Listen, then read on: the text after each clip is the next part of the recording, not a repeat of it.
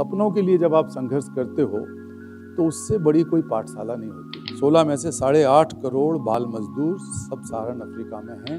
मेरे देश में एक बेटी बिक रही है 12,000 20,000 रुपए।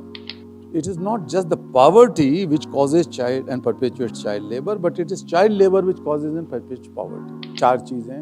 पहली, no child labour, no child marriages, no child trafficking, no child sexual abuse. जब तक आप कुर्सी पर बैठे हैं तो ठीक है, लेकिन जब कुर्सी आपके अंदर बैठ जाए तो सत्यानाश है।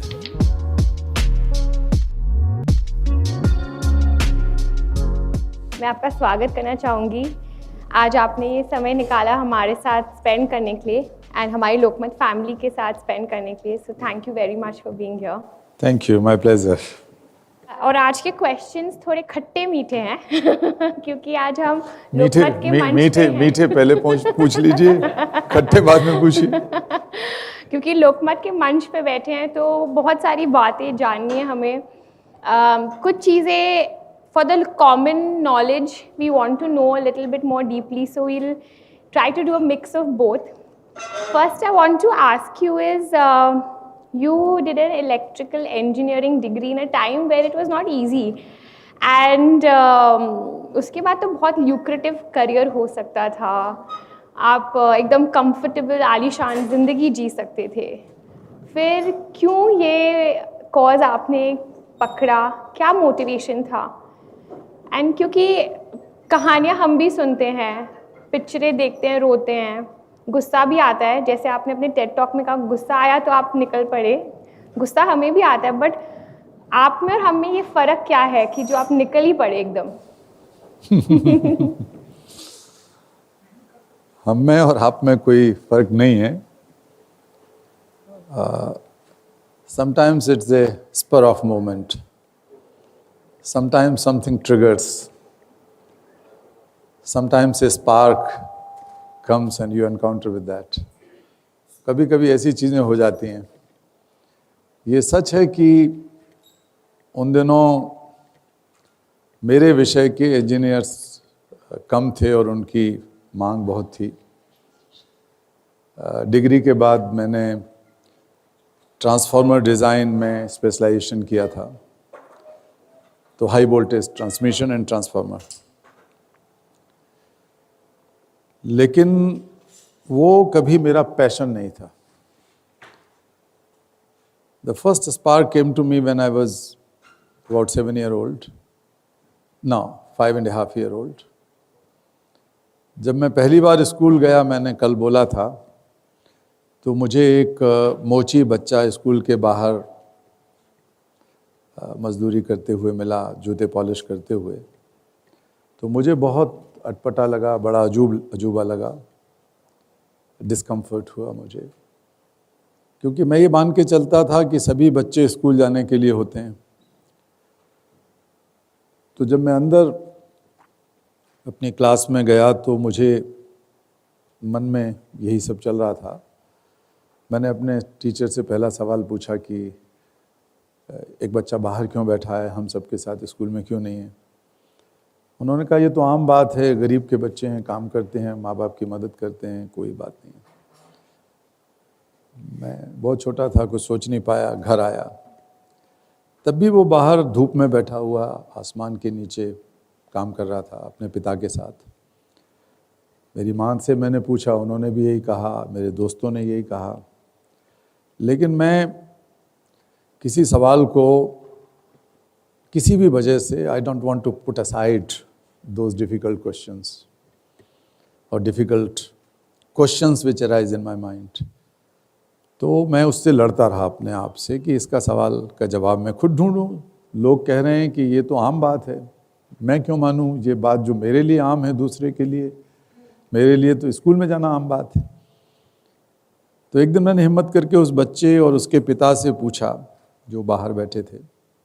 बच्चा बहुत शाय था, लेकिन पिता ने खड़े होकर हाथ जोड़कर कहा, बाबूजी मैंने तो कभी ये सोचा नहीं, मेरे तो बाप दादे यही काम करते थे, मैं कर रहा हूँ, मेरे बेटा कर रहा है।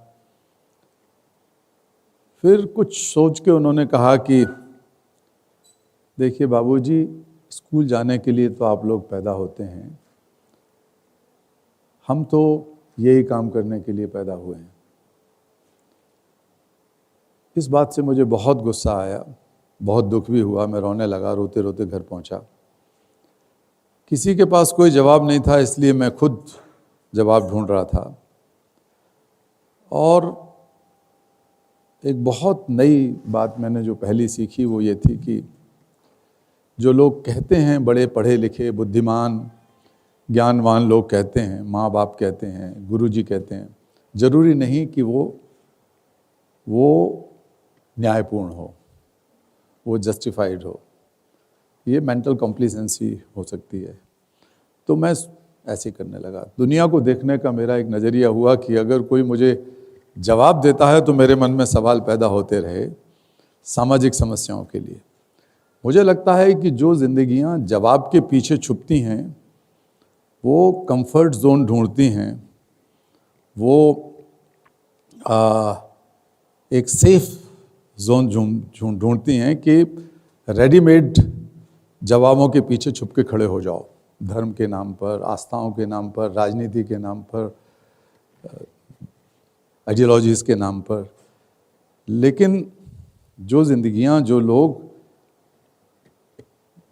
जवाबों पर भरोसा करके उनके पीछे छुप नहीं जाते, बल्कि खुद नए सवाल खड़े करते हैं और उनका जवाब ढूंढने के लिए जिद्दोजहद करते हैं, वही इतिहास की रचना करते हैं।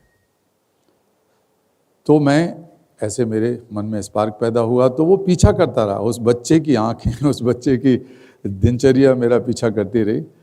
And then it had gone so deep into my heart and I decided to follow my heart.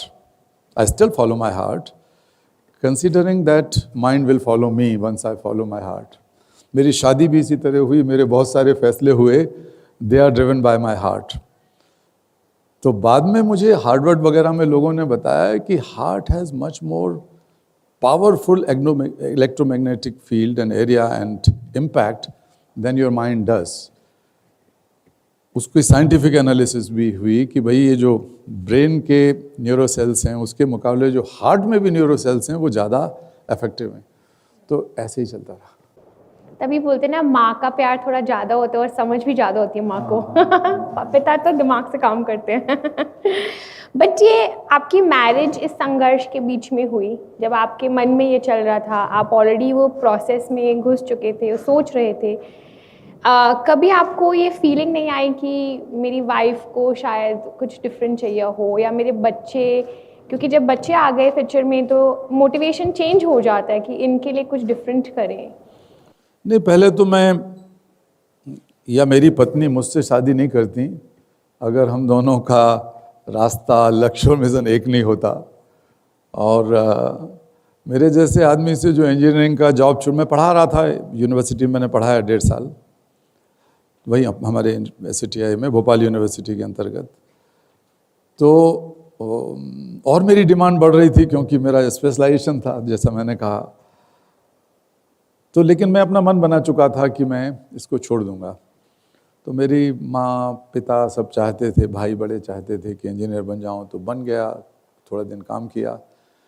लेकिन जिस लड़की से मेरी दोस्ती हुई, प्यार हुआ, शादी हुई, वो समझती थी कि मैं एक पागल आदमी से शादी कर रही हूँ. अगर मैं एक अनाथालय चला रहा होता, ऑर्फनेज, या गरीब बच्चों के लिए मुफ्त का स्कूल चला रहा होता, तो दिस इज़ अंडरस्टैंडेबल, समझ जाते लोग. लेकिन मैं कह रहा था कि ये बच्चे अधिकार लेकर पैदा हुए हैं. जैसे हमारा बड़ों का अधिकार है, बच्चों का भी अधिकार है, और बच्चों को न्याय अधिकार मिले. और ये कंसेप्ट हमारे समाज में नहीं था, अभी भी बहुत कम है. United Nations convention on the rights of the child आया 1990 में. मैं अपनी जिद्दोजहद की बात कर रहा हूँ 70 की, 80 की, 20 साल, 15 साल पहले की. तो लेकिन ये बहुत टफ हमारा लाइफ रहा है, निश्चित तौर पर. फिज़िकली, मेंटली बहुत स्ट्रेसफुल रहा, और फाइनेंशियली बहुत ऐसा रहा. हम लोग कई साल तक एक छोटे से किसी के स्टोर रूम में सबलेट होकर रहते थे दिल्ली में, विदिशा छोड़ के जब मैं दिल्ली गया तो. और मेरा बेटा हो चुका था 1 साल का, एक कई बार ऐसी घटनाएं हुई कि हमें फैसला करना पड़ा कि हमारे काम के लिए हमें अपना 5 रुपया 10 रुपया खर्च करना है या हमारे बेटे को फल या दूध पिलाने के लिए करना है। तो हमने फैसला किया कि हम नहीं पिलाएंगे दूध या नहीं खिलाएंगे फल, हम अपने काम में लगाएंगे। तो ये इस तरह की टफ़ लाइफ कई साल तक हम लोग जीते रहे। तो मुश्किल था, लेकिन हमारे मन में कभी नहीं आया। हमने बच्चों को भी उसी तरह ढाला। हमारे बच्चे जब थोड़े बड़े हुए तो उन्होंने देखा कि घर में बहुत सारे अनजान लोग आके रहते हैं। घर तो ऐसा था जो मैंने बताया छोटा सा एक ही कमरा था, उसमें वो भी रहता था, हमारा बेटा, हम दोनों, और कोई बच्चे का माँ बाप आ जाते थे, वो भी कहीं दरी बिछा के सो रहे हैं, सभी लोग इधर फंसे फंसे सो रहे हैं, क्योंकि वो शिकायत लेके आते थे कि हमारा बच्चा कहीं फंसा हुआ है, हमें उसे आज़ाद कराना है, कुछ करना है, हम आपसे आशा कर रहे हैं कि आप कुछ करोगे। तो हम वहीं प्लान भी बनाते थे बैठ के और जाते थे। तो हमारे बच्चों की परवरिश इन्हीं हालतों में हुई। फिर उनको बहुत थ्रेट्स मिलने लगे। टेलीफोन उन दोनों नहीं थे, हमारे पास तो नहीं था कम से कम घर में भी। तो बाहर आके लोग मोटरसाइकिलों से घूमते थे। जो लोग बच्चों के दुर्व्यापारी थे, चाइल्ड ट्रैफिकर्स थे, चाइल्ड स्लेव मास्टर्स थे, और wandering around to threaten me, my family, but specially children. जब फ़ोन लग गए तो घर में फ़ोन, उनको हमसे पहले पता लग गया फ़ोन, हमें अपना फ़ोन नंबर याद नहीं रहता था। इस तरह के जो माफिया लोग थे उन्हें याद हो गया। वो फ़ोन करके हमारे बेटे बेटी को धमकी देते थे कि आज रात तुम्हारा बाप नहीं लौटेगा। तो उनकी परवरिश ऐसी हुई, तो वो बहुत अच्छे बच्चे बने इस तरह से संघर्ष में से।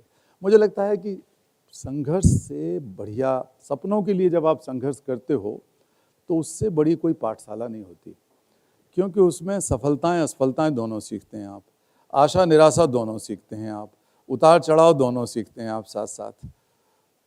तो लेकिन वो सपनों का उजाला इतना प्रभावशाली होता है कि अगर आपको उसके नीचे और उसको चेस करते हुए चलना है तो फिर संघर्ष में मजा आता है। I completely agree with this and I hope ये हमारे यंग बच्चे यही एक्चुअली फॉलो करें, बिकॉज जो अपने हाथ से क्रिएट किया हुआ, अपना हार्डवर्क किया हुआ, मेहनत किया हुआ, लड़ाई करके जो जीत के आते हैं, उसका फीलिंग ही कुछ और था। And I am sure your kids saw that in you. My follow-up question is that you have been fighting for the last 40 years against child labor eradication, against trafficking, but it is still a very rampant practice in India. तो अभी क्या काम बाकी है, क्यों ये eradicate नहीं हो पा रहा है? देखिए, जो सबसे बड़ा काम बाकी है सोसाइटी के लिए भी और सरकारों के लिए भी, वो है कि the issues of the most marginalized and vulnerable children must be prioritized. Their education, inclusive quality education, which is guaranteed in the Constitution, as well as we have a specific law on right to education. So they must be guaranteed and fulfilled. इसी तरह nutrition है, health care है, ये सब चीज़ें हमारे लिए प्राथमिकता में आना चाहिए। समाज को भी ये महसूस होना चाहिए कि हमारी प्रायोरिटी बच्चे हैं, हमारे अपने बच्चे हैं, पड़ोसी के बच्चे भी हैं, देश के बच्चे हैं, लेकिन वो नहीं हो पा रहा है। हम सोचते हैं कि बच्चे हैं, इनको पढ़ा लिखा दो, रहम कर दो, कुछ कर दो, लेकिन वो एक सेंस ऑफ रिस्पेक्ट बच्चे के लिए होना चाहिए, वो नहीं है। और दूसरा, सोसाइटी के अलावा सरकारें भी हैं।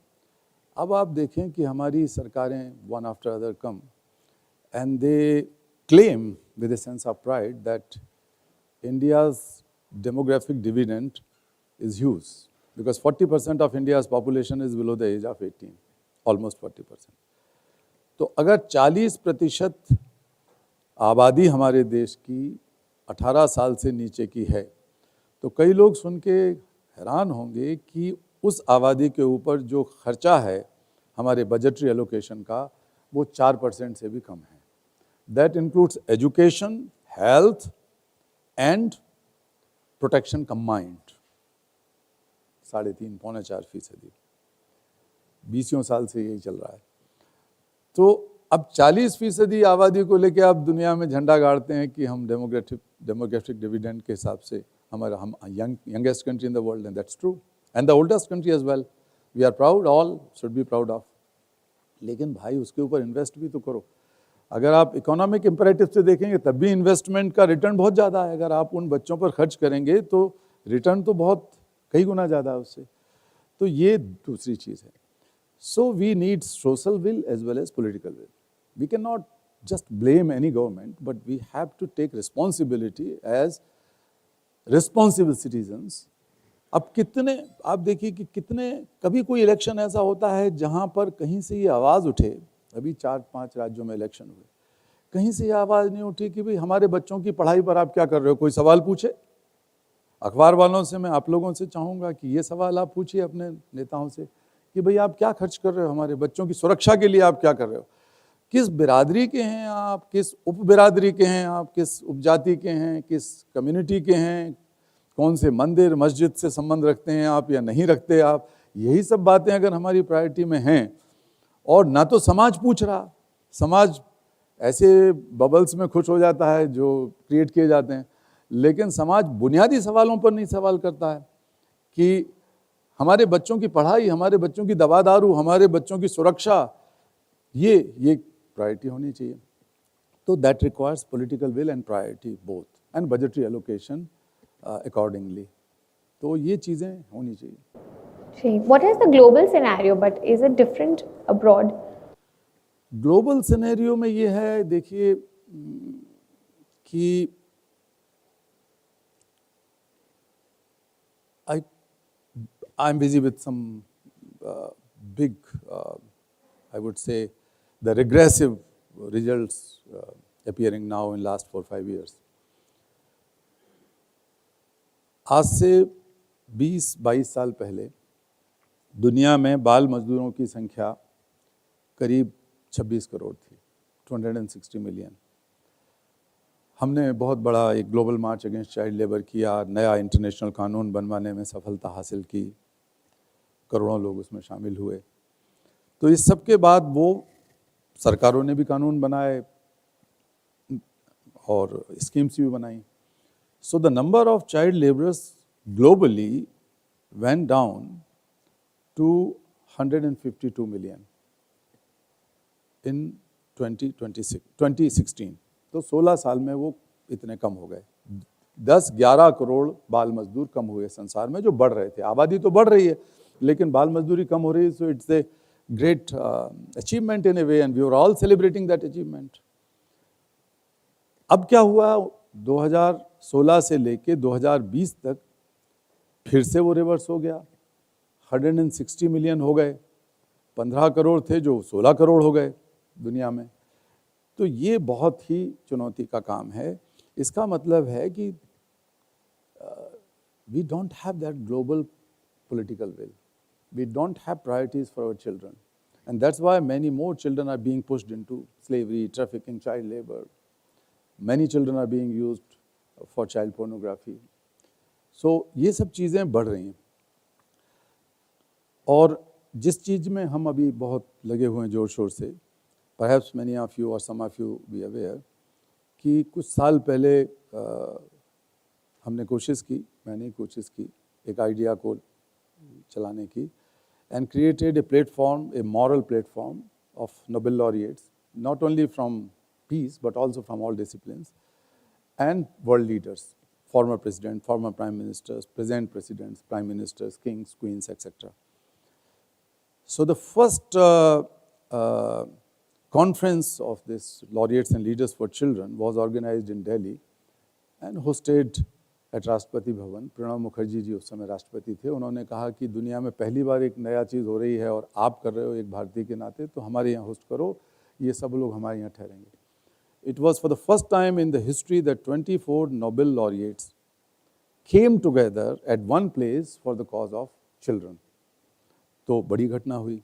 उसके बाद हम उसको आगे चलाते ले गए।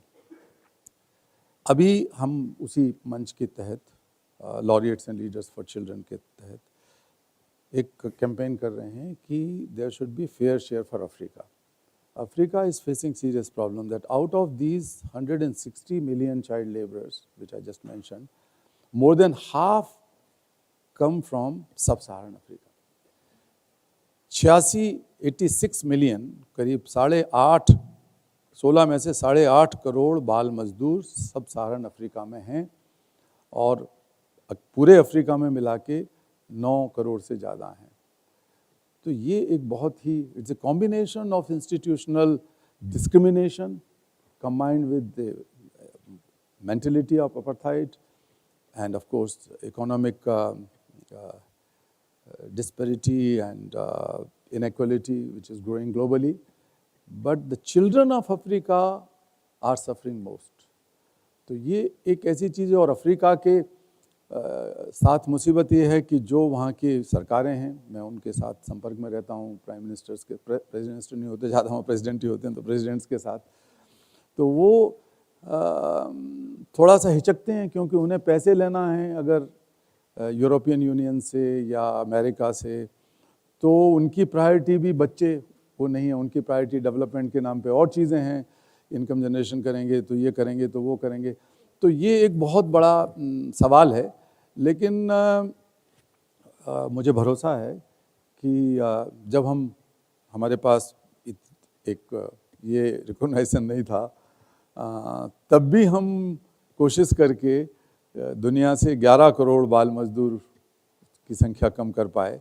तो अब हम करेंगे, इसको ख़त्म करेंगे। बाल मजदूरी हमारे होते हुए चलेगी नहीं, या तो हम ही रहेंगे या बच्चों की गुलामी रहेगी।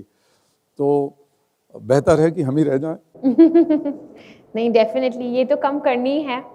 As young mothers, I think we mothers and I think parents in the audience also, ये कॉज आई थिंक सबके लिए एक दिल को छूने वाली बात है, क्योंकि आज हमें ये अलर्टनेस है कि बच्चे एक इंडिविजुअल हैं, इनके इक्वल राइट्स हैं, they just smaller in size but हैं तो humans and individuals. And I think उसका एक अंश पेरेंट्स एजुकेशन को भी जाना चाहिए, because lot of times parents forget to have that sensitivity towards their children, and I think for me this is a very big cause, because I see that happening. जो भूल जाते कि ये बच्चा एक ह्यूमन है, इसका पोटेंशियल है, इसका एक कैपेसिटी है, इसका एक टैलेंट है, इसका एक इंटरेस्ट है, and then we keep pushing without realizing how much we are breaking that person. So definitely ये eradicate होगा, and we are here also as Lokmat in this cause with you. We'll join hands for this for sure. But I want to ask you that you raised this in the last session of the parliament. This bill has been raised against child trafficking and child labor, but no progress has really happened. Is this something to do with political pressure, or are you still saying this is because there's no real will in society to make this happen?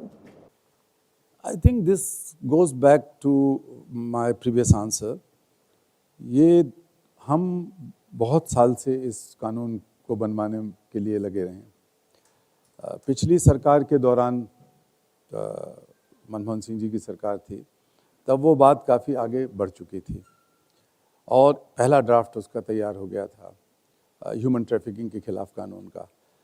फिर ये सरकार जब आई दूसरी, तो उसमें जो draft बना वो उसका एक बहुत बड़ा हिस्सा मेरे ऑफिस से मेरा बेटा जो वकील है और जिस तरह का पॉलिसी की समझ रखता है गहरी, उसकी बड़ी भूमिका थी। सरकार ने वो भूमिका सौंपी थी, सरकार के अधिकारियों ने। तो वो कानून का ड्राफ्ट बेहतर ड्राफ्ट था और वो लोकसभा में भी आ गया, उस पर डिबेट भी हो गई, वो पास भी हो गया। अब हम लोग एक्सपेक्ट कर रहे थे कि राज्यसभा से भी वो पास हो जाएगा तो कानून बन जाएगा, लेकिन वो राज्यसभा में टेबल नहीं हुआ। और सब कोशिश हमने कर ली, अपोजिशन वालों से भी, सरकार से भी, राज्यसभा के जो अध्यक्ष हैं उपराष्ट्रपति महोदय, उनसे भी, वो नहीं आ पाया। फिर दूसरी बार अब थोड़ा और बेहतर हो गया, वो अच्छा ही हुआ, थोड़ा सा वक्त लगा तो कुछ लूप होल्स थे या कुछ कमियां थी। So that is one of the best laws draft so far in the world, ये है अभी। तो सरकार उसको, हम कहते रहते हैं, I have written at least 3 times to every single parliament member, बहुत हाथ जोड़ के निवेदन करके उनसे कहा, प्रधानमंत्री जी से भी व्यक्तिगत तौर पर कहा और मंत्रियों से भी कहा, कई बार मैंने। कल भी हमारी बात हुई, स्मृति ईरानी जी का कल जन्मदिन था, तो मैंने उनको बधाई देते हुए ये बात कही कि ये कानून, उन्होंने भी कहा कि इस बार हम लाने वाले हैं, तो होपफुली वो आएगा। लेकिन बहुत ज़्यादा उसकी प्राथमिकता नहीं है सरकारों के लिए अब तक। और बहुत सारे बिल पास हो गए थे पिछली बार, कई बिल तो बिना डिबेट के भी पास हो गए थे। तो ये तो इतना इम्पोर्टेंट बिल है जो पास होना चाहिए, because if a child is sold and bought like an animal, like a cattle, or sometimes in lesser price than the cattle. मुझे ये कहते हुए कई बार शर्म आती है कि मैं ऐसे बच्चों से, ऐसी माँओं से, बेटियों से, बेटों से मिलता हूँ जो, एक बार कुछ बच्चों के साथ हम लोग यात्रा कर रहे थे इसी मुद्दे को लेकर कि कानून बनवाया जाए। तो एक बच्चे ने 4-5 बच्चे आपस में बात कर रहे थे, तो एक लड़के ने कहा, वैसी बातों में एक लड़की से पूछा, साथ सहयात्री थे सब लोग, मार्चर थे, 14, 15, 16 साल के बच्चे थे सारे, कि तुम बता सकती हो कितने पैसे में बिकी थी जब पहली बार बेची गई थी? तो लड़की थोड़ी बोली नहीं। तो दूसरी लड़की ने कहा कि मैं 8-10 हज़ार रुपये में बिकी हूँ। तो लड़का थोड़ा उछल के बोला कि मैं तुमसे ज़्यादा कीमत में बिका हूँ। लेकिन तब तक जो लड़की शर्मा रही थी वो और थोड़ा उछल के बोली, अरे मैं तो 12,000 रुपये में बिकी हूँ। मैं इस कन्वर्सेशन को सुन रहा था। बच्चे आपस में इस बात पर कंपटीशन कर रहे थे, एक दूसरे से आगे बढ़ा के बता रहे थे कि आप कितने पैसे में बिके हो। लेकिन जिस वक्त उस लड़की ने कहा कि मैं 12,000 रुपये में बिकी थी पहली बार और दूसरी बार 20,000 रुपये में बिकी, तो मैं उसकी आवाज़ को, उसके चेहरे को, उसकी आंखों को भूलता नहीं। मेरे देश में एक बेटी बिक रही है 12,000, 20,000 रुपये में। तब एक और लड़की ने कहा, असम की, पूछा कि तुम जानती हो कि तुम्हारे देश में, हमारे गांव में गाय कितने की बिकती है, भैंस कितने की बिकती है? तो एक और लड़का था, उसने कहा कि भैंस बिकती है शायद 1 लाख, 1.5 लाख, 2 लाख की बिकेगी। इसके बाद वो सारे बच्चे उठ के जाने लगे। मैं पीछे से देख रहा हूँ सारी बात। ये देखना कितना कष्टप्रद है। मेरी बेटियां, मेरे बेटे, आपके बेटे, आपकी बेटियां बात कर रहे हैं कि वो 12 में बिके कि 15 या 20 हज़ार रुपये में बिके और भैंस 2 लाख रुपए में बिकी। तो हमको अपने आप को शीशे में झांक के देखना चाहिए, पूरे भारतीय समाज को। तो ये कानून कम से कम इसमें मदद करेगा। ये चेतना, ये संवेदना, ये गुस्सा हम सब के अंदर होना चाहिए कि भाई ये नहीं चलेगा, नहीं चलने देंगे हम ये सब कुछ। हमारे पास कानून अच्छे चाहिए और फिर कानून के पालन करने के लिए भी एक अकाउंटेबिलिटी का फुल फ्लेजेड मैकेनिज्म चाहिए, एक इंफ्रास्ट्रक्चर चाहिए, उसके लिए इन्वेस्टमेंट चाहिए। ये सारी चीज़ें कानून के साथ जुड़ी हुई होना चाहिए। अकेले कानून से भी काम नहीं चल जाएगा। तो ये बहुत काम की ज़रूरत है। इज़ इट बिकॉज जहाँ से ये बच्चे आ रहे हैं वहाँ पे अबंडेंस ऑफ चिल्ड्रन है, बिकॉज पॉपुलेशन कंट्रोल नहीं है, एजुकेशन नहीं है, एंड वहाँ से वो कॉज की कोई नीड भी नहीं है, because those parents are not even realising कि हमारे बच्चों के साथ कुछ अट्रॉसिटी हो रही है या ये गलत है. So the change has to first trickle down directly to the bottom line, or we have to do something here? I think both approaches are needed, the bottom up and upside down. So the policies and budgetary allocations must come from the top and trickle down to the last person of society. But we have to make all possible efforts to educate, to sensitize, to make them aware from the bottom. तो ये सब चीज़ें साथ साथ चलनी ज़रूरी है. तो बहुत सारे प्रिवेंटिव मेजर इस कानून के प्रावधान में जोड़े गए हैं कि उन गांवों में जो कि चाइल्ड ट्रैफिकिंग प्रॉन एरियाज़ हैं, वहाँ पर कौन से प्रिवेंटिव मेजर्स लिए जाएं. पंचायतों की जिम्मेवारी उसमें लगाई जा रही है, जो कानून का ड्राफ्ट है उसमें और बहुत सारी चीज़ें हैं। और हम लोगों ने सरकार को सलाह दी है कि वहाँ पर ये जो दूसरी डेवलपमेंट की स्कीम है, सोशल प्रोटेक्शन प्रोग्राम्स हैं, उनको इंटेंसिफाई किया जाए, उनको और तेज़ी से लागू किया जाए ताकि उन बच्चों को न ले जाया जा सके वहाँ से। और लोकल पुलिस की भी जिम्मेवारी वगैरह उसमें है। तो उसमें अकाउंटेबिलिटी का बड़ा अच्छा फ्रेमवर्क है इस ड्राफ्ट में, जो होपफुली पास हो जाएगा तो काम चलेगा। सो ये लेकिन एक बात आपने जो कही उसको थोड़ा सा मैं बताऊं कि for last more than 40 years I have been fully engage in that. तो मेरी ज़िंदगी है 45 साल से लगभग।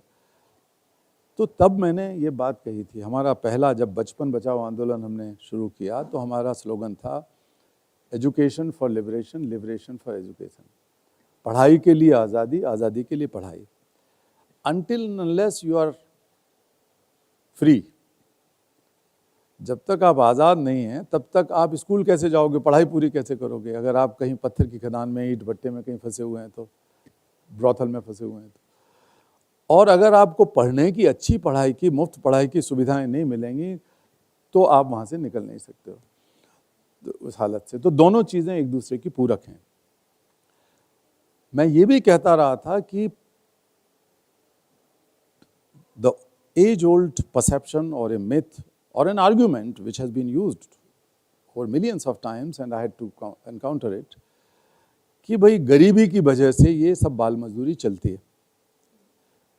तो मैंने देखा अपने ही अनुभव से, मैं इकोनॉमिस्ट नहीं हूँ, लेकिन मैंने देखा कि गरीबी की वजह से बाल मजदूर बना है, लेकिन अगर वो बाल मजदूर बन गया तो पूरी ज़िंदगी गरीबी में चलेगा। वो बाल मजदूर बन गया तो पढ़ाई नहीं मिलेगी, दूसरों के साथ कोई उसका कंपटीशन नहीं है जो पढ़ लिख रहे हैं बच्चे। So it is not just the poverty which causes child and perpetuates child labour, but it is child labour which causes and perpetuates poverty.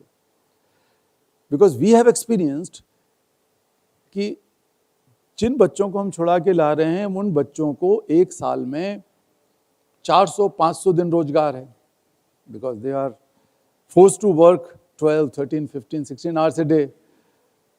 और उनके माँ बाप बेरोजगार हैं, माँ बाप को काम नहीं दिया जा रहा because they are expensive labour. They can form unions, they can go to court of law, they can not be forced to stay at work place during the nights. बच्चों के साथ ये कर सकते हो आप, वहीं ढाबे पे काम कराओगे, ठहराओगे, रात को 12-1 बजे तक वो बर्तन मांजेगा, सुबह उठ के 4 बजे से फिर शुरू हो जाएगा, 5 बजे से, दिन में पिटाई खाएगा। आदमी के साथ नहीं कर सकते आसानी से ये। तो children were preferred being the cheapest source of labour and the most vulnerable sections of society. तो ये माइंडसेट की बात भी है और ये लोगों की सुविधा भी थी जो उनको एम्प्लॉय करते थे। तब हमने एक और रिश्ता देखा कि how child labour affects the adult unemployment, adult employment. Today in the world, as I said, कि 16 करोड़ बच्चे बाल मजदूरी करते हैं और 21 करोड़ वयस्क लोग बेरोजगार हैं। तो ये विशेष सर्कल को समझने की जरूरत है।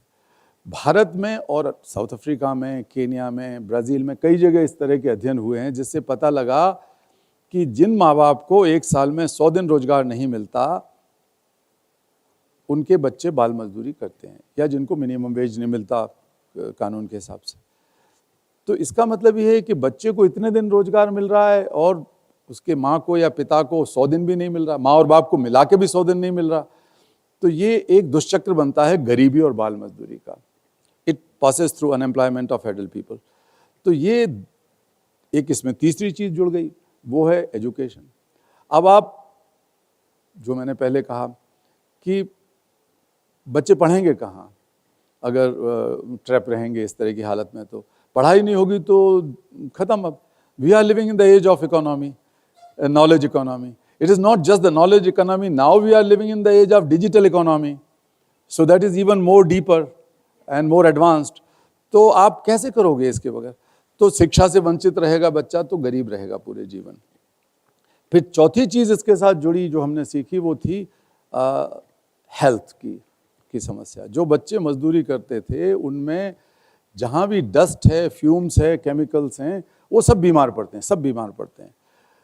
टीबी के सरकारी अस्पतालों में हमने अध्ययन कराया आज से 30-40 साल पहले, 30-35 साल पहले, तो पता लगा कि जो टीबी हॉस्पिटल्स में, सरकारी हॉस्पिटल्स में दाखिल हैं लोग, उसमें 85 to 90% TB patients have the background of child labour. तो हमने सवाल को उठवाया पार्लियामेंट में भी।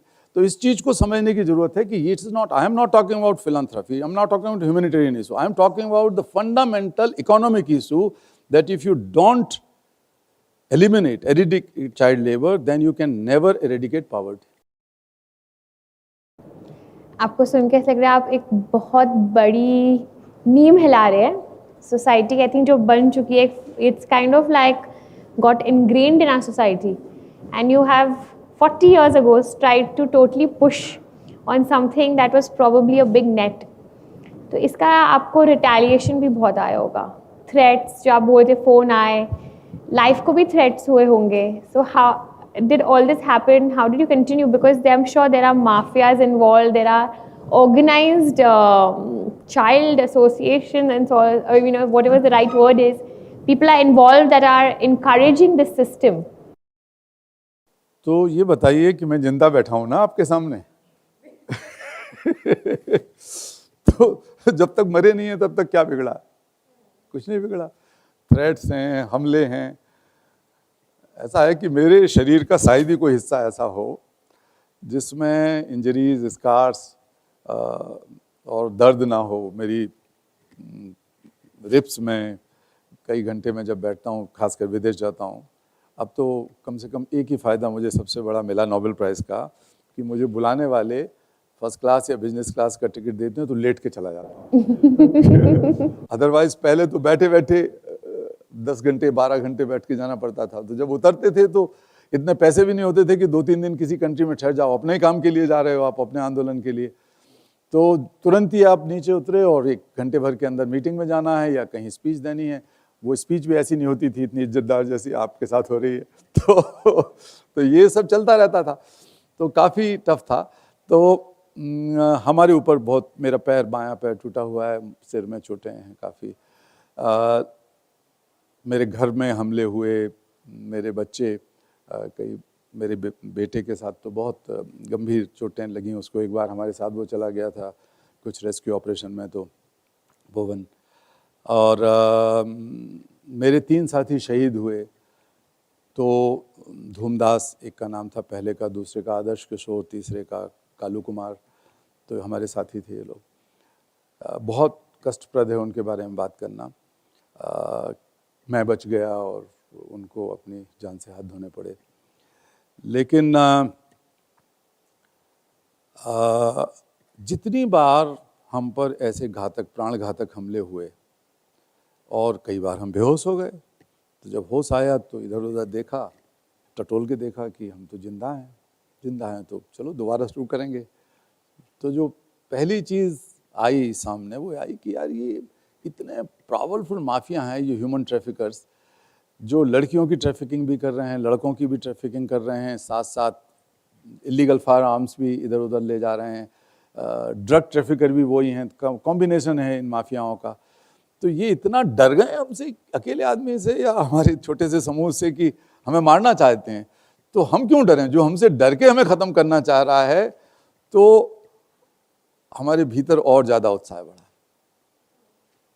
डर कम, डर तो आया नहीं, उत्साह बढ़ा कि यार हमारे कारण हमने इतने बड़े बड़े लोगों को डरा दिया, जो बंदूकों के सौदागर हैं, जो स्मॉल आर्म्स का इतना बड़ा माफिया राज चला रहे हैं, और पॉलिटिशियंस उनके आगे पीछे बैठे हैं कि उनके गुंडों को कौन देगा फायर आर्म, कहीं बिहार में, कहीं यूपी में, कहीं कहीं और.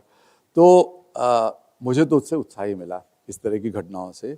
लेकिन मैं जब सामने, कई बार बंदूक के सामने खड़ा होना पड़ा, लोगों ने कहा ये बच्चे छुड़ा के ले जा रहे हैं, हम गोली मार देंगे. अब जब गोली मारने सामने आ गए तो मरना तो कभी ना कभी है ही है, बिस्तर पे बीमार होके पड़ के मरेंगे उससे अच्छा. तो मुझे कई बार गीता की बहुत, मैंने इस तरह की चीज़ अध्ययन की बचपन में, तो तुरंत आता है दिमाग में कि मैं मरूंगा ही नहीं कभी.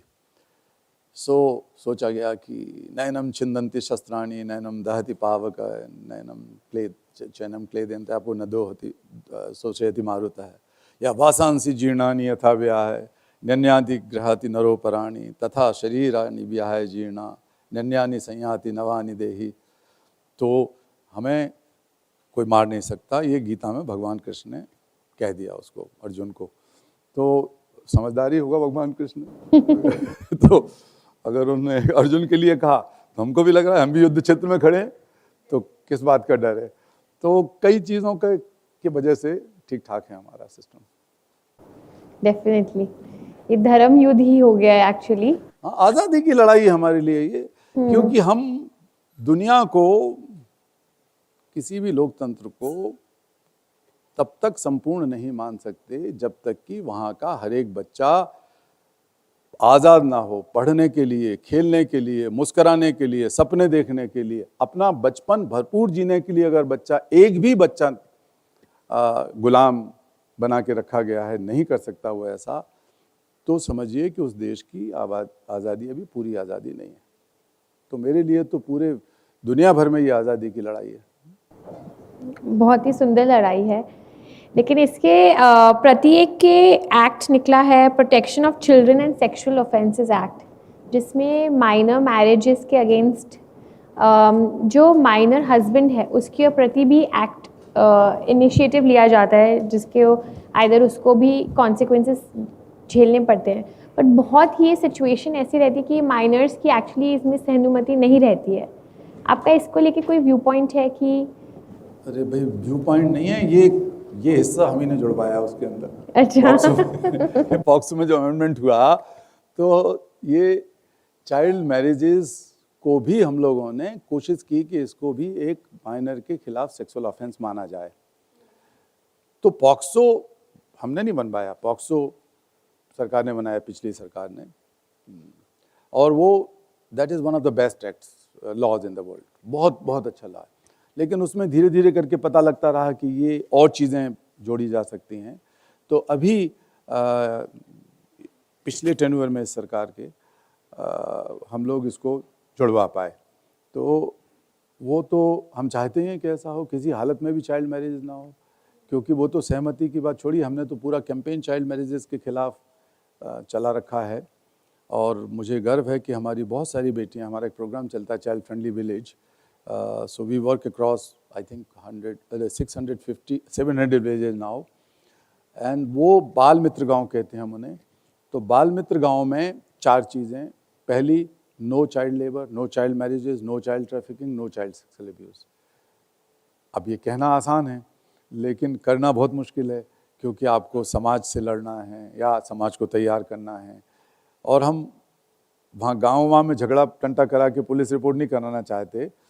तो एक शांतिपूर्ण तरीके से कैसे समाज को तैयार किया जाए, वहाँ टीचर्स को ढूंढा जाए, वहाँ गांव में कम से कम एक महिला पंच होती है, कई बार महिला सरपंच होती हैं, तो उनको सेंसिटाइज करके, कई यूथ होते हैं ऐसे, तो बहुत तरीके हैं, वो तरीकों पे नहीं जा रहा मैं डिटेल में।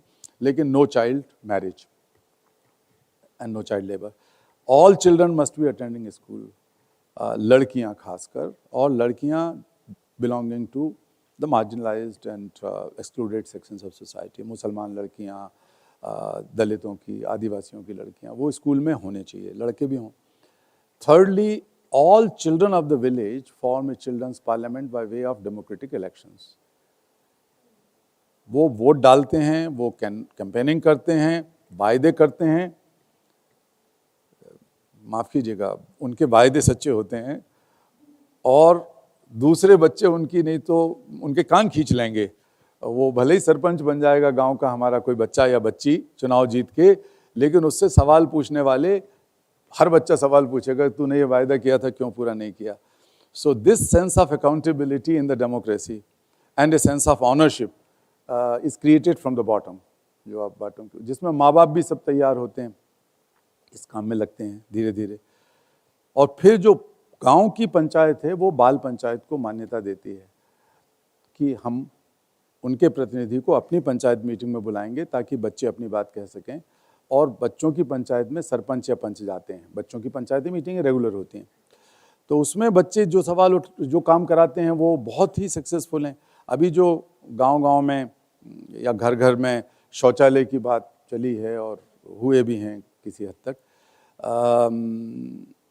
वो बहुत ही अच्छी बात है वो कि शौचालय सफाई स्वच्छता अभियान के नाम पर बने, लेकिन हमारे बच्चे पिछले 20-22 साल से ये करवा पाए। उस समय 400-500 गांव थे, तो 400 गांवों में लगभग हर गांव में स्कूल में लड़कियों के लिए अलग शौचालय उन्होंने हासिल कर लिए थे सबने मिलके, क्योंकि उसी की वजह से ड्रॉप आउट एक उम्र के बाद बच्चे नहीं जा पाते। तो ये चीज़ें होती रहीं। तो ये चाइल्ड मैरिजेस भी बहुत ज़्यादा सब जगह रुकी उन गाँवों में। और एक लड़की हमारी पायल राजस्थान की, जिसने अपनी मैरिज रुकवाई, अपनी बहन की रुकवाई when she was 12 year old and her elder sister was 13 year old. तो बहुत तमाशा हुआ गांव में, हंगामा हो गया, हमारे खिलाफ भी, हमारे बाल आश्रम और बचपन बचाओ आंदोलन के खिलाफ भी हो गए लोग, लेकिन लड़की डटी रही वो, और वो हमारी बाल सरपंच थी, और वो बाद में आइकन हो गई पूरे इलाके में। सरकार ने उसको अपना एम्बेसडर बना दिया। अभी राजस्थान सरकार ने उसको चाइल्ड मैरिजेस के खिलाफ एम्बेसडर बना रखा है। और वो लड़की पहली भारतीय थी जिसको वो हमारे प्रधानमंत्री जी के, नरेंद्र मोदी जी के साथ एक अवार्ड मिला, जो Bill and Melinda Gate foundation का एक अवार्ड मिला था ना, आप लोगों ने छापा था बहुत अखबारों में, लेकिन वो दुर्भाग्य से, अब प्रधानमंत्री जी थे तो प्रधानमंत्री जी का छपा ज़्यादा, उस लड़की का कम छपा, लेकिन उस लड़की को भी उसी मंच से वही अवार्ड उन्हीं लोगों ने दिया था, पायल को, चाइल्ड मैरिजेस के खिलाफ लड़ाई लड़ने की वजह से। तो वो ग्लोबल गेटकीपर अवार्ड था और एक ग्लोबल चेंज मेकर अवार्ड था। ये दोनों अवार्ड वहीं दिए गए थे न्यूयॉर्क में, और दोनों हमारे देश के विभूतियाँ वहाँ मौजूद थी। This also brings me to my next question actually, कि अपने को foreign interest ज़्यादा या foreign support ज़्यादा मिल रहा है, in that sense of the cause also, their understanding of the cause, their contribution to the cause. And recently the government has also raised this question about foreign funding, and NGOs should kind of report back and say where you're getting it, what's the accountability of it. What is your viewpoint on it? What is the government's intention behind this? अब मैं बहुत detail में तो नहीं जानता, लेकिन मैं ये जानता हूँ कि बहुत सारे NGOs बहुत ही अच्छा काम कर रहे हैं, ग्रास रूट पर खासकर। लेकिन ऐसे भी कई NGOs हैं जो बहुत बड़े हैं, और उनके अपने एजेंडा भी कई बार होते हैं, अपने तरीके से सोचते हैं, वो बहुत ज़्यादा एक वेस्टर्नाइज उनका सोच रहता है। तो एक बहुत ही जेनेरिक बात नहीं कही जा सकती इस मामले में। तो अकाउंटेबिलिटी तो सबकी होनी चाहिए, लेकिन छोटे जो ग्रास रूट NGOs हैं उनको स्ट्रेंथन करने, उनको सपोर्ट करने का काम राज्य सरकारों और केंद्र सरकारों को, दोनों को करना चाहिए। और वो चाहे लोकल फंडिंग के जरिए हो, चाहे फॉरेन फंडिंग के जरिए हो, जैसे भी हो, पैसा तो काम के लिए चाहिए होता है।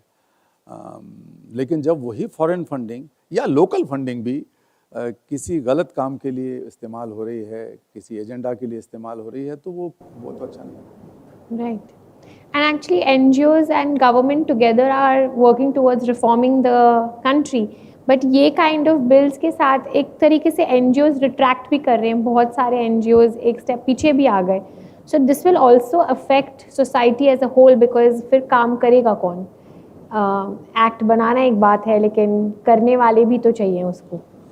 करने के लिए तो मैंने कहा ना कि NGOs को स्ट्रेंथन करना। देखिए, those days are gone when the state, globally I am talking about, the same thing applies to India as well, कि भाई एक ज़माना था जब डेवलपमेंट और ह्यूमन राइट्स दोनों चीज़ों की जिम्मेवारी स्टेट की थी, मानते थे लोग, परसेप्शन ऐसे ही था और प्रैक्टिकली भी ये था।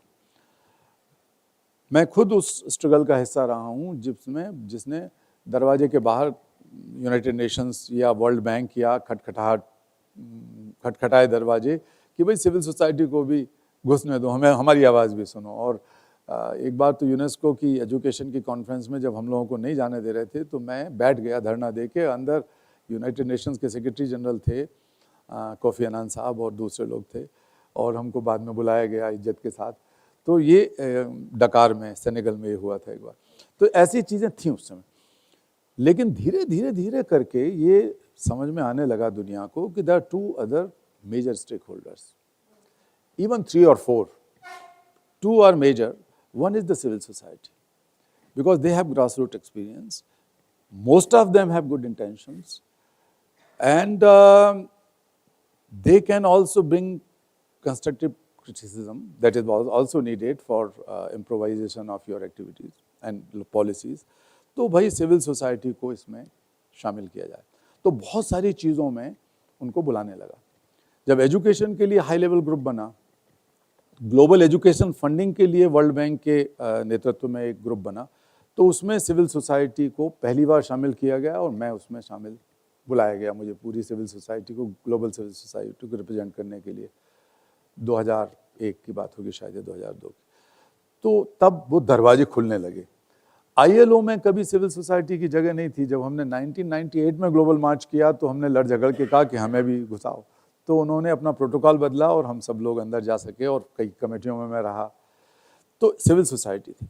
बाद में जब ये वर्ल्ड इकोनॉमिक फोरम में सोशल इश्यूज आने लगे तो फिर ये भी सोचा गया भाई कि ये कॉरपोरेट इंडस्ट्रीज़ को भी लाया जाए इसमें, क्योंकि ये फिलैंथ्रोपिस्ट तो हैं ही हैं लेकिन they also have good intentions.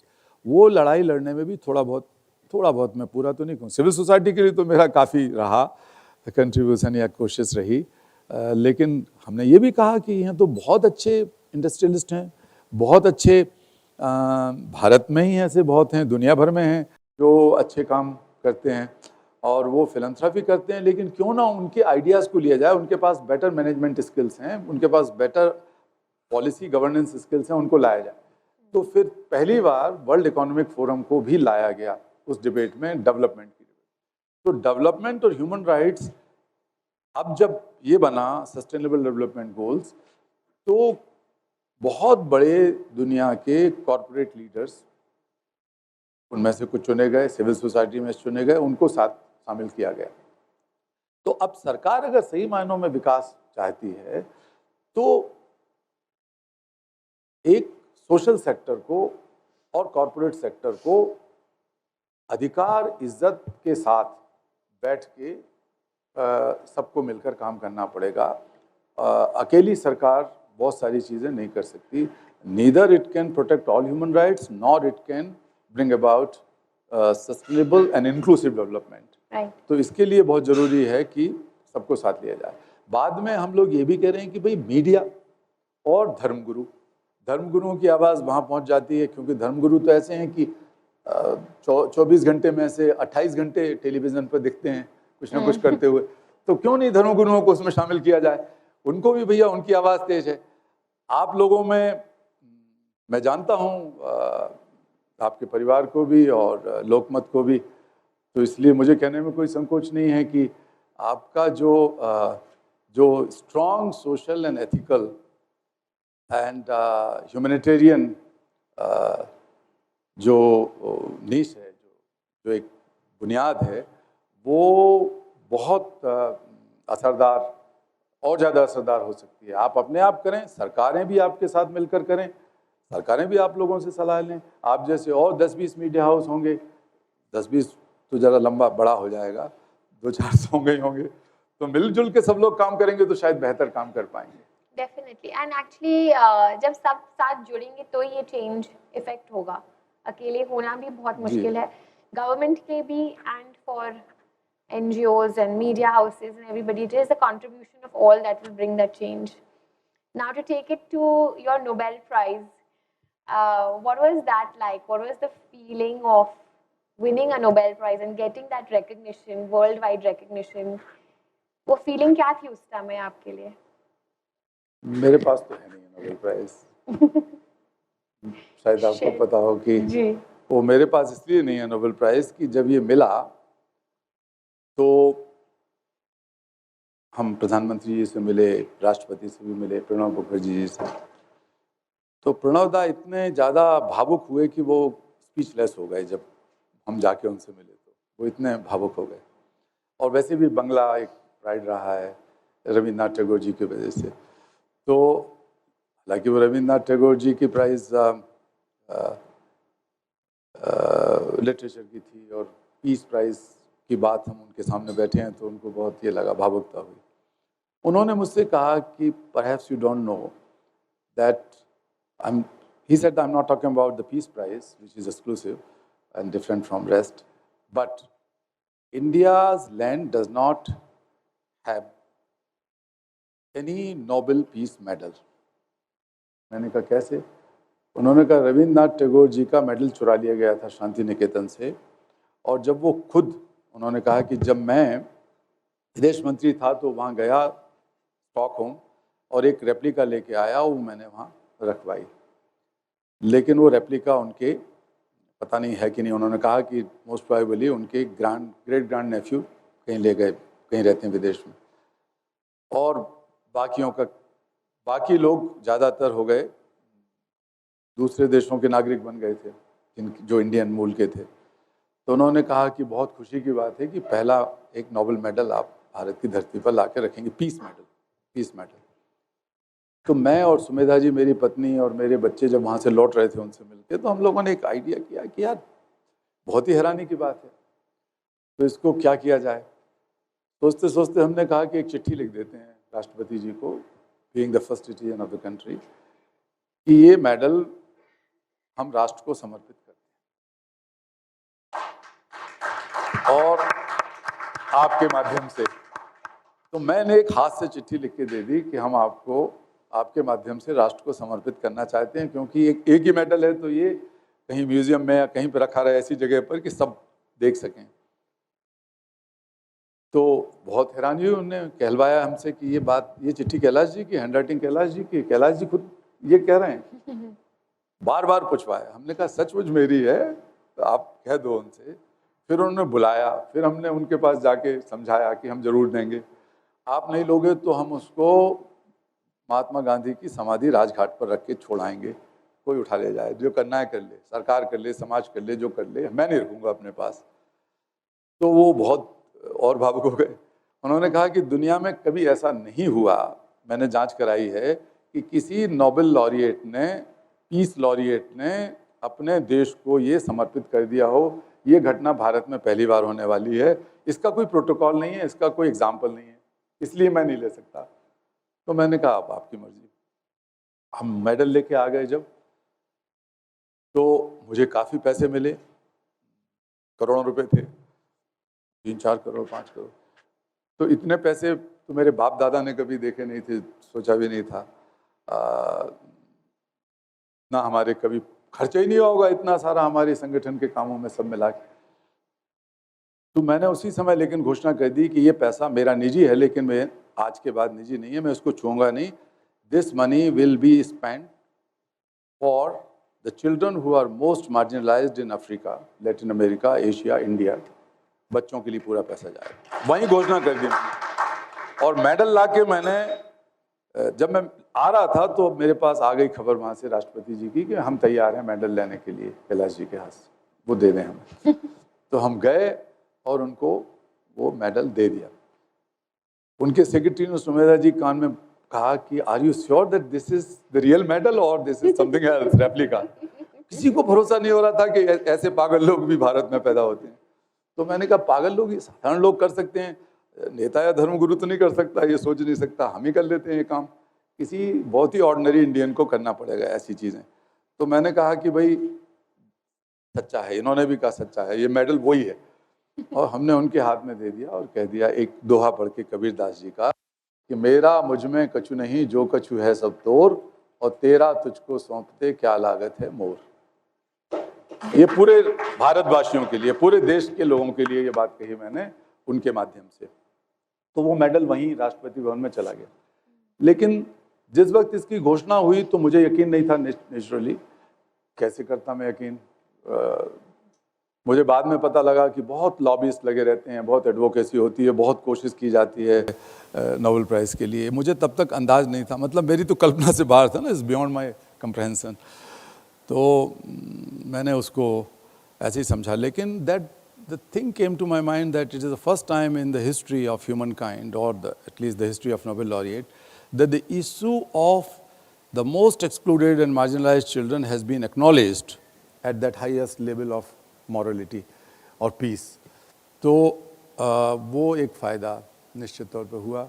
और कुछ घंटे के अंदर मेरे ख्याल से हमारे मेडल, हमारी घोषणा के 4 घंटे के अंदर इस इशू की जितनी पब्लिसिटी और अवेयरनेस हो गई वो हमारे 35-40 साल के इतिहास में नहीं हुआ था।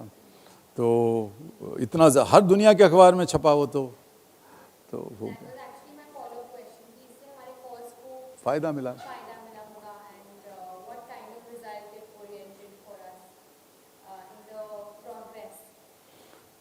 हुआ, उसका फ़ायदा हुआ। उसी की वजह से हम अब पहले ये था कि किसी डिस्ट्रिक्ट कलेक्टर से मिलना हो तो झगड़ा करना पड़ता था कि डिस्ट्रिक्ट कलेक्टर से मिलना है। अब ज़्यादातर देशों में जाते हैं तो राष्ट्रपति या प्रधानमंत्री से मुलाकात होती है, स्टेट गेस्ट भी हो जाते हैं अधिकांश देशों में। तो वो लोग अब आसान हो गया है वो चीज़, सीधी बात करना। मैं वही हूँ, बात भी मैं वही कर रहा हूँ, मैं कुछ नया नहीं है मेरे साथ। लेकिन मुझे बहुत हैरानी होती है कि ये जो तमगा है ये कितना ताकतवर होता है, इसीलिए लोग इन चीज़ों के लिए लड़ते मरते रहते हैं। लेकिन इतनी बात तय है कि अगर आप, जब तक आप कुर्सी पर बैठे हैं तो ठीक है, लेकिन जब कुर्सी आपके अंदर बैठ जाए तो सत्यानाश है, आपका भी और समाज का भी। कुर्सी आपके अंदर नहीं बैठनी चाहिए। आपकी तिजोरी आपके कमरे में बंद रखी रहे, लेकिन दिमाग में अगर पैसा बैठ गया, दौलत बैठ गई तो फिर सत्यानाश है। फिर आप कभी सुख से सो नहीं सकते हो, वो नींद भी नहीं आएगी रात को। एक तो ये लगा रहेगा कि इस पैसे को बढ़ाएं कैसे और बचाएं कैसे, कुछ ना गड़बड़ हो जाए, इनकम टैक्स ना आ जाए, आजकल और नई नई चीज़ें चल रही हैं, रोज़ खबर आती है, ये ना हो जाए, वो ना हो जाए, ये चलता रहेगा। तो इसी तरह मेडल है, नोबेल प्राइज़ हो चाहे छोटा कोई प्राइज़ हो, अगर वो बाहर है तब तक ठीक है, लेकिन अगर दिल दिमाग में बैठ गया तो वो आपको पागल बना देता है, साधारण आदमी नहीं रहने देता। आपकी जो ओरिजिनलिटी है वो ख़त्म कर देती हैं ये चीज़ें जो आपको किसी भी प्रकार की ताकत देती हैं। So the power is something which has to be kept outside, it should not be kept in your mind, जो माइंड पे कब्जा कर ले। मेरी कोशिश रहती है, अब मैं कह तो नहीं सकता कि कितना कर पाता हूँ। So अपने को वर्ल्ड वाइड रिकग्निशन मिला, are we looking forward to being recognized in the same flavor in our own country? Are we expecting अरे this? भाई, ये इतने लोग बैठे हैं आप लोग। अभी मैंने आपको कहा हमारी ये बेटी हैं, पता लगा थोड़ी देर पहले जब इनका नाम किसी ने कहा कि दर्दा हैं, तो मैंने सोचा इनकी बेटी भतीजी बहू कुछ ना कुछ होगी। इन्होंने कहा मैं उनकी विजय भाई की बहू हूँ, मेरे वो ससुर हैं, क्या ताऊ ससुर ससुर से भी बड़े ताऊ ससुर। तो उन्होंने, इनके ससुर से भी मेरी बात हुई और ताऊ ससुर से भी हुई फ़ोन पर अभी। तो उन्होंने कहा इनके ससुर ने कि ये बहुत अच्छा हुआ कि आपने हमारी बेटी को आशीर्वाद दिया। ये आशीर्वाद तो मैं क्या दूंगा, आप इतनी ब्राइट यंग लेडी हैं जिसके अंदर इतना कंपैशन है, बच्चों के लिए इतना कंसर्न है, तो मुझे तो बहुत खुशी और मुझे इज्जत ही मिल रही है एक तरीके से। तो ये रिकॉग्नाइजेशन कम थोड़ी है। अब देखो आपकी ये सहेली एक बैठी हुई है, इतनी बड़ी वो फर्नीचर चला रही हैं, एक वो और दूसरी सहेली हैं जो ज्वेलरी में बड़ी एक्सपर्ट हैं। ज्वेलरी नहीं, ज्वेलरी वाली नहीं, फर्नीचर वाली। क्यों भाई? yes. या मैं गलती कैसे कर सकता हूँ? मुझे अगर आपके यहाँ से फर्नीचर चाहिए तो मुझे अभी मैं परसों उनके साथ बैठा था, ये जो कदम साहब हैं, गांधीवादी हैं पुराने, त्रिपाठी जी के घर में भोजन था, तो उन्होंने अपने बारे में बताया कि हम ये महात्मा गांधी के नाम से ये चला रहे हैं, एक ये भी चला रहे हैं, कुछ गांधी खादी टाइप का कुछ चला रहे हैं, खादी का। तो मैंने कहा कि खादी शुद्ध है आपकी? उन्होंने कहा, मैंने कहा एक कुर्ता मुझे दे दो लाख।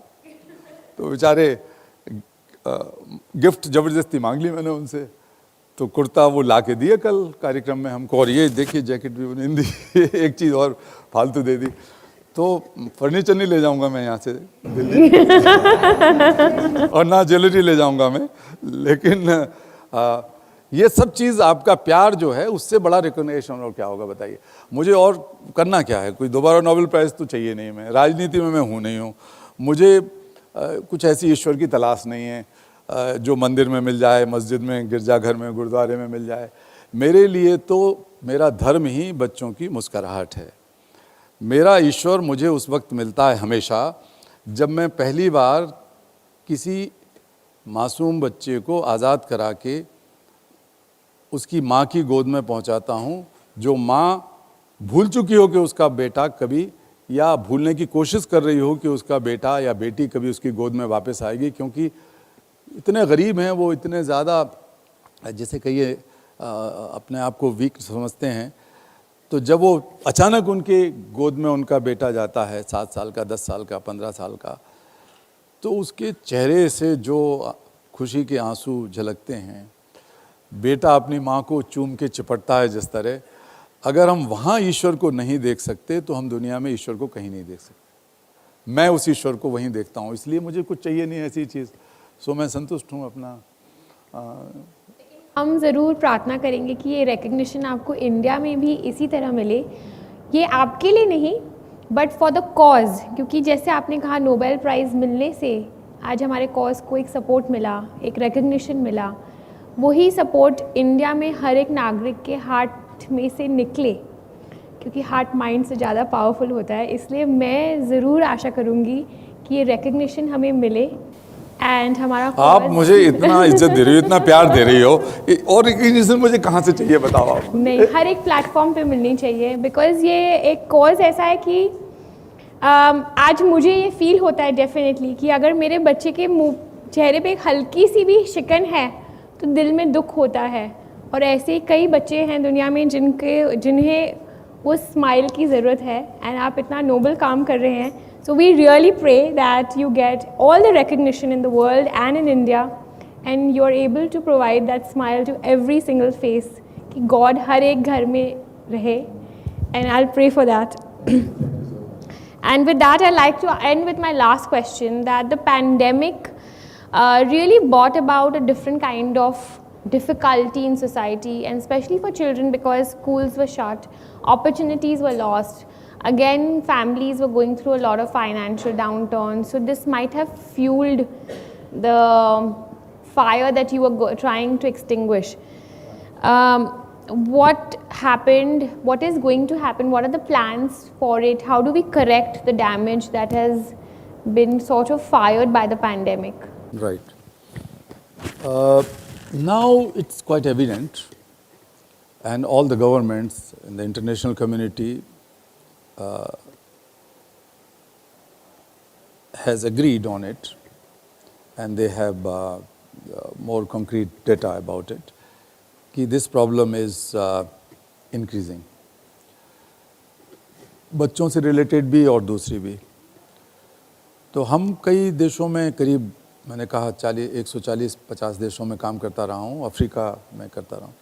तो मैं और सुमेधा जी इबोला के बाद गए थे वेस्ट अफ्रीका में, लाइबेरिया में हम लोग घूम रहे थे, और कई बच्चे सड़क पर भीख मांग रहे थे, कई लड़कियां शाम को 12 साल की, 14 साल की, इतना पाउडर लिपस्टिक पोत कर और इस तरह के कपड़े पहनकर खड़ी थीं सड़कों पर शाम को कि कोई ग्राहक उनको मिल जाएगा। फ्लैश ट्रेड वहाँ बढ़ गया, ट्रैफिकिंग, प्रोस्टिट्यूशन, चाइल्ड बढ़ गया। इबोला के कारण उनके माता पिता या तो मृत्यु हो गई उनकी, या फिर नौकरी रोजगार छूट गया, कई तरह की प्रॉब्लम्स हो गई। तो बहुत हमको ये लगा कि क्या ये कुछ उस एंगल से समझने की कोशिश की। स्कूल बहुत बंद रहे कई महीनों तक, साल भर तक। स्कूल बंद होने से ड्रॉप आउट बहुत बढ़ गया था। तो ये सारे मुद्दों को देखकर जब ये शुरू हुआ नया पेंडेमिक कोविड-19 का, तो हमने सोचा कि ये होने वाला है, ये बहुत गंभीर समस्या होगी, बच्चों पर इसका सबसे बुरा असर पड़ेगा। तो again the problem was that the children were not being infected as adults, and particularly the comorbidity वाले लोग या बूढ़े लोग उससे प्रभावित हो रहे थे। तो सबका फोकस वही था कि कोमॉर्बिडिटी या एल्डरली लोगों पर फोकस होना चाहिए। लेकिन मैंने उस समय एक चिट्ठी लिखी प्रधानमंत्री जी को, फिर मैंने चिट्ठी लिखी सब संबंधित मंत्रियों को कि ये गंभीर समस्या आने वाली। यूनाइटेड नेशंस में भी चिट्ठी लिखी और दुनिया के राष्ट्राध्यक्षों को जॉइंट चिट्ठी लिखी, कई नोबेल लॉरिएट के सिग्नेचर से, सबको लिख दी चिट्ठी कि प्लीज़ तैयार रहिए, एक बहुत बड़ा संकट आने वाला है हमारे मार्जिनलाइज बच्चों के ऊपर ये कोविड के चक्कर में। तो लोगों ने शुरू में शायद कुछ ध्यान दिया, कुछ नहीं दिया, प्रायोरिटीज़ भी अलग थी। एक नया झटका आया था, मैं किसी को दोषी नहीं ठहरा रहा हूँ क्योंकि एक नया तजुर्बा था सभी के लिए। तो लेकिन हमने अपना काम जारी रखा and we organise this group laureates and leaders for children and we wrote a joint letter signed by 92 Nobel laureates plus not Nobel laureates all, about 40-45 Nobel laureates, and half of them were the former presidents, prime ministers, some princes, prince, king, queen. वो हमारे group की तरफ से हमने सबको भेजा कि सबसे पहले पता करो कि भाई इसका इम्पैक्ट क्या हो रहा है। फिर पहली रिपोर्ट आई यूनिसेफ और ILO की, जिसमें मुझे भी उन्होंने शामिल किया उसके लॉन्च में और बताने में कि ये क्या असर हुआ है। तो पता लगा कि इसके वजह से 1.6 बिलियन बच्चे स्कूल नहीं जा पा रहे हैं and the studies said that 25 million at least, करीब 2.5 करोड़ बच्चे कभी स्कूल में वापस नहीं लौट पाएंगे। दूसरा, चाइल्ड लेबर बढ़ेगा और काफ़ी, अब यूनाइटेड नेशंस की रिपोर्ट थी तो उसमें काफ़ी एक्सपर्टीज थे, तो उस रिपोर्ट से पता लगा कि अगर 2022 तक प्रायोरिटी के लेवल पर हमने बाल मजदूरी रोकने की कोशिश नहीं की ग्लोबली, तो 4.5 करोड़ बाल मजदूर और बढ़ जाएंगे दुनिया में। And that includes child prostitution, child trafficking, child use of children for pornographic purposes, all these things will grow. हमने एक अध्ययन कराया जब पहला लॉकडाउन लगा, एक सिंगापुर की कंपनी के साथ मिलकर और एक भारतीय संगठन के साथ, और इट वाज सो शॉकिंग कि 10 दिन के अंदर भारत में चाइल्ड पॉर्न की डिमांड ऑलमोस्ट डबल हो गई। There were 92% increase in the demand of child porn material online. जिस ऑनलाइन के लिए हम सब लोग लड़ाई लड़ रहे हैं, बच्चों को पोर्नोग्राफिक मटेरियल की डिमांड बढ़ी। इसका मतलब है कि कितना पतन कहीं ना कहीं हमारे दिमाग में है, कितने सड़े हुए हमारे, भारत के अंदर बात कर रहा हूँ मैं। ये बात लेके, ये पूरी रिपोर्ट लेके मैं और मेरा बेटा और हम लोग वाइस प्रेसिडेंट साहब से मिले, क्योंकि वो एक कमेटी बनाई गई थी, पार्लियामेंट्री कमेटी, जिसको वही हेड कर रहे थे, उन्हीं ने बनाई थी पोर्नोग्राफी पे स्टडी करने के लिए। तो ये इतनी चिंताजनक बात है, ये पोर्न का बढ़ रहा है डिमांड बच्चों के, और इसका मतलब कि जिन बच्चों को उसमें खपाया गया, लगाया गया है, वो बच्चे उनके जीवन बर्बाद हो गया, वो तो प्रोस्टिट्यूशन में जाएंगे या कुछ और करेंगे, वो तो ख़त्म हो जाएंगे। और दूसरा, जो इनका इस्तेमाल करेंगे कंज्यूमर्स जो हैं, वो भी उनमें भी इस तरह की इसका पतन होगा कि वो कहीं चाइल्ड सेक्सुअल अब्यूज़ बढ़ेगा, कहीं चाइल्ड रेप बढ़ेगा, ये सब बढ़ेगा। तो हम ये इंटरनेशनली भी और भारत में भी ये डिमांड करते हैं कि एक कानून जो चाइल्ड पॉर्न को रोकने के लिए है, अभी कुछ कानून हैं साइबर क्राइम्स में, लेकिन स्पेसिफिक लॉ बने जिसमें जिम्मेवारी डाटा सर्विस प्रोवाइडर के ऊपर लगाई जाए।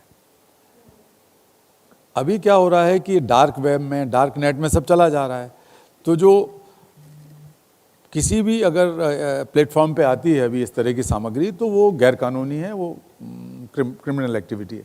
लेकिन वो आती कैसे है? वो आती तो जिस रास्ते से, जिस व्हीकल से, वो तो डेटा है। तो internet provider, internet service provider को जिम्मेवारी उनको अकाउंटेबल बनाया जाए। तो ये एक बहुत ही ज़रूरी चीज़ है इस कानून के लिए। तो पहली चीज़ हम सरकार से ये कोशिश कर रहे हैं, हम मांग कर रहे हैं, और सारे पार्लियामेंट मेंबर्स को मैं फिर से अपील कर रहा हूँ आपके माध्यम से, चिट्ठियाँ लिख चुके हैं हम उनको, कि मेहरबानी करके ये जो एंटी ह्यूमन ट्रैफिकिंग लॉ है उसको पारित करिए, इस धब्बे को मिटाने के लिए। कम से कम हम कह तो सकें गर्व के साथ कि हमारे देश में एक अच्छा कानून है, ताकि उसको हथियार मानकर लड़ाई लड़ी जा सके। दूसरा, ये आप पॉर्न रोकने के लिए सर्विस प्रोवाइडर्स को जिम्मेवार बनाने का कानून बनाइए। भारत इसकी पहल कर सकता है, क्योंकि भारत मॉरलिटी का, चरित्र का और मानवता का गढ़ रहा है, और हमारा संदेश दुनिया को जाना चाहिए। And we are capable enough, we are such a strong country, we are not so poor and weak as we were 50 years ago. तो हम एक अलग मजबूत देश उभर रहे हैं, तो हमें वो करना चाहिए। और तीसरी चीज़ हमें ये करना चाहिए, जिसकी हम फिर मांग कर रहे हैं बार बार, कि ये जो राइट टू एजुकेशन का कानून है, जिसमें 14 साल तक के बच्चों के ऊपर ये है, उसको बढ़ा के 18 साल तक करो, क्योंकि 14 और 18 साल की जो एज है बीच की, 15 से 18 की, this is so vulnerable for child marriages as well as for child labor, child porn. Most of the crimes against children occur because of that, because this age is most vulnerable. उसको हमें address करना चाहिए पूरे देश को। 18 साल तक बच्चों को अनिवार्य और मुफ्त शिक्षा मिलनी चाहिए।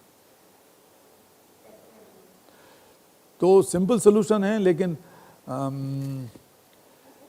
सबको मिलके इनको करना पड़ेगा। या इट साउंड सो सिंपल, कितने कॉमन सेंस की बात लगती है, बट शायद कॉमन सेंस ही डेवलप करने की अभी ज़रूरत बाकी है। एंड हमें कंपैशन डेवलप करने की ज़रूरत है।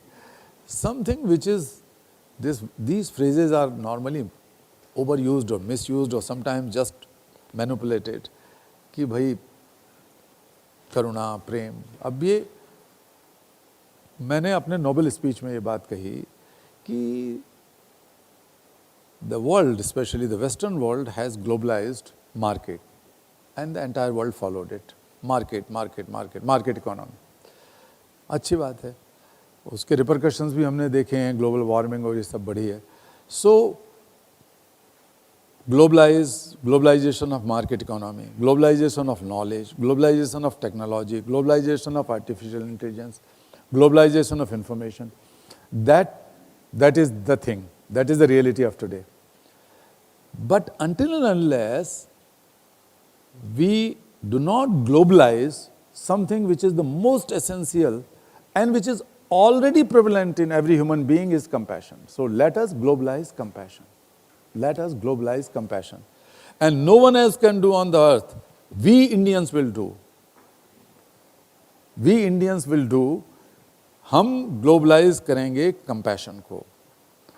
और इसका अर्थ ये हुआ, एम्पैथी आपने अभी वहाँ बातचीत में कही थी, एक शब्द आपके मुंह से एम्पैथी निकला था। Let me also tell you that empathy is very very important, because when you feel the suffering of others as your own suffering, you are empathic to that. लेकिन कई बार आप देखते हो कि हमारी अपने सीमाएं हैं, हमारे अपने, हम क्या इससे ज़्यादा कर सकते हैं, तो वो कई बार फ्रस्ट्रेशन हो जाता है कि हम नहीं कर पाए उतना जितना हमें करना चाहिए था।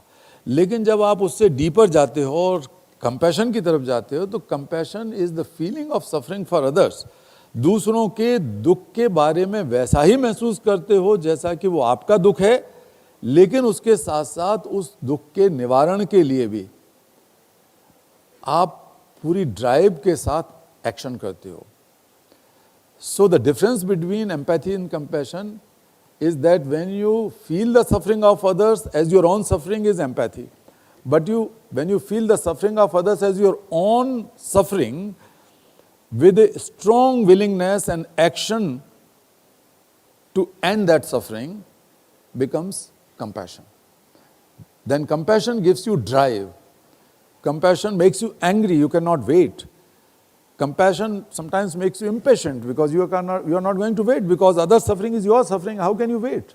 किसके लिए इंतजार कर रहे हो आप कि कोई भगवान कोई उतरेगा, कोई अवतार वो करेगा? अगर हमको लग रहा है कि किसी भी मुद्दे पर हमें ये करना है, तो let us use that suffering, and we are all born with that suffering. आपने अभी कहा कि बच्चे और माँ का प्यार, what is that? This is a biological factor, and this component of compassion is not a virtue or value. This is the core of a human being. We are born with that. Yeah. जब माँ होती है तो बेटे के साथ कैसा रिश्ता है, बेटे माँ के साथ कैसा रिश्ता रखता है, बचपन, पहले दिन, दूसरे दिन, हफ्ते भर, 10 दिन।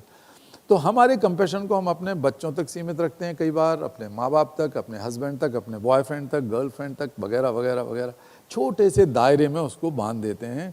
और हम भूल जाते हैं कि हम ये जो चुल्लू भर पानी पिला रहे हैं, कंपैशन का, करुणा का दूसरों को, और चुल्लू भर पानी पी रहे हैं, वो भगवान इतना कंजूस नहीं है। अगर ईश्वर है दुनिया में, अल्लाह मियाँ हैं, तो उन्होंने हमें कंपैशन का समुद्र दिया होगा, कंजूसी थोड़ी करी होगी। तो हमारे अंदर प्यार का, करुणा का, इंसानियत का समुद्र भरा हुआ है। हम उसमें ज़रा डूब के देखेंगे भीतर, तो हमें वो बाहर निकला हुआ मिलेगा। Definitely. And with this beautiful message, हम वो कंट्री हैं जहाँ हम बाल कृष्णा की पूजा करते हैं, तो बालक तो सबसे इम्पोर्टेंट हस्ती है हमारी सोसाइटी की। And I wish you the very best कि ये स्ट्रगल ना रहे, और एक्चुअली ये जो छोटी सी चीज़ है कंपैशन की, ये हर एक के दिल में धड़के, और वो गुस्सा जो दैट वी नीड कि ये ख़त्म हो जाए, ये मैटर एक बार का हर एक बालक को अपना हक मिले, एक राइट मिले स्माइल करने का, इज़्ज़त से जीने का। इसके लिए हम भी इसमें हमारा पूरा सहयोग डालेंगे। Whatever small bit we can do, we will also do from our end. And I wish you the very best from all of us here at Lokmat, कि ये जैसे आपने कहा ये कॉज रहेगा या आप, तो आप हमारे साथ फिर आए एंड हम बार बार मिलेंगे, क्योंकि ये कॉज जल्दी ख़त्म हो जाएगा, नया कॉज ढूंढेंगे। जी, बहुत बहुत अच्छा। आप एक साथी की तरह ये बात कर रही हैं, क्योंकि आप ऑलरेडी कुछ करती हो इस पर। ये बहुत हमारे लिए एक it's very encouraging and very empowering in a way that all the editors are sitting here and listening to this conversation. आपकी कलम में बहुत ताकत है, आपकी आवाज़ में बहुत ताकत है, हमसे ज़्यादा कई गुने ज़्यादा ताकत आपके अंदर है। आप जो लिखेंगे वो लाखों करोड़ों लोगों तक दूसरे दिन पहुंच जाता है। अगर आप सब मिलकर इस बुराई को ख़त्म करेंगे तो लोकमत का एक बहुत बड़ा ऐतिहासिक फुटप्रिंट जब ये इतिहास बनेगा। I tell you that we see in our lifetime, you will see in your lifetime that we end child slavery from the earth. केवल कैलाश सत्यार्थी का काम नहीं है। अगर आपको प्राइड है नोबेल प्राइज़ का, तो मेरा प्राइड नहीं है कुछ भी, ना मेरे पास नोबेल प्राइज़ है। मैंने सबको दे दिया, आपको दे दिया, जानबूझकर वहाँ रखवा दिया, भारत माता को दे दिया। तो अगर आपके पास वो चीज़ है तो आप वो जिम्मेवारी उठाइए, एक पिता के नाते, एक बहन के नाते, एक माँ के नाते, एक बेटी के नाते, एक दादा के नाते, और आपके फुटप्रिंट उस इतिहास में शामिल होंगे जिसमें आपके पोते ये पढ़ेंगे कि there was an evil called child labour. Thank you. Thank you so much. There's so many takeaways for me to have a partner like Sumedha ji who can encourage this change, and hard work and compassion can bring about this real change in society.